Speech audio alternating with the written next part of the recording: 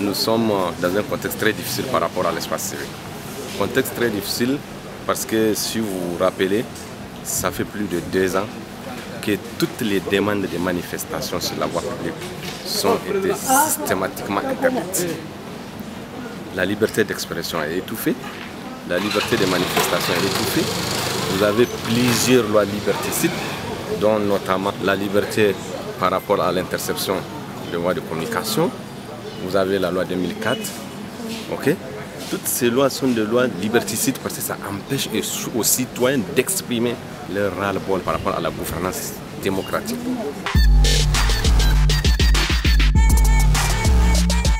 Nous sommes tous d'accord que la liberté d'association est une conditionnalité pour parler d'un système démocratique viable.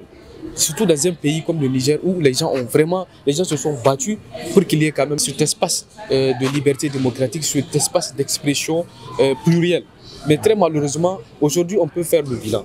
On peut faire le bilan de la conférence à aujourd'hui. On se rend compte qu'il y a encore des anomalies, il y a encore des insuffisances qui sont enregistrées à cette question de l'incapacité des partis politiques à influer sur l'évolution qualitative des conditions de vie des pauvres populations nigériennes.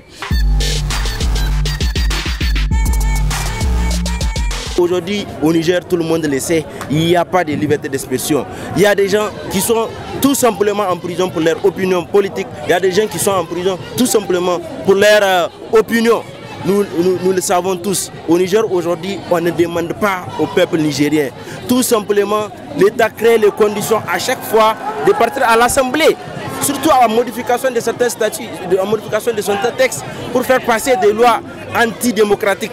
Des lois anti-républicaines. Si on prend la loi sur la manifestation, sur la voie publique, c'était une loi qui a été saluée par tout le monde en son temps. En 2004, quand il a été voté, tout le monde était content. Mais à l'épreuve des faits, on se rend compte que c'est pas ce qu'on attendait.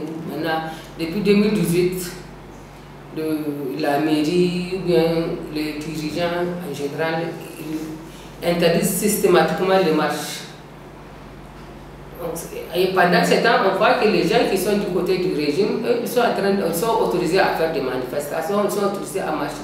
Mais de l'autre côté, la société civile n'est pas autorisée. Et on évoque soit la situation sanitaire ou bien la situation sécuritaire, qui n'empêche pas aux autres de se regrouper et de faire ce qu'ils veulent. Le décret de février 2022 risque d'empêcher même à certaines organisations internationales d'exister et de pouvoir être de l'incapacité de mobiliser des ressources. Vous rentrez dans ce décret, vous allez voir que même pour pouvoir aller chercher, mobiliser des ressources, vous êtes obligé d'avoir l'accord des autorités sur des projets et des programmes. Donc comprendre que, alors que ces organisations internationales et même nous, on a des protocoles d'accord avec l'État avant le siège. Donc tout ce que vous devez faire est déjà défini dans un protocole. Pourquoi spécifiquement maintenant revenir pour chaque partenariat, venir demander des autorisations avec les autorités? Quand on regarde aussi la liberté de la presse, qui est un des fondements de la démocratie, on voit toujours les lois qui sont en train, les lois liberticides là, elles sont toujours en vigueur et il n'y a pas eu de changement où les journalistes ne peuvent pas tout dire, les journalistes peuvent être interpellés. Je pense que même la semaine passée, ou bien c'est la semaine passée, il y a un journaliste qui a été interpellé et mis en garde à vue, ce qui ne doit pas se faire dans une démocratie. Sans compter les multiples ingérences aussi de l'exécutif dans le travail du judiciaire.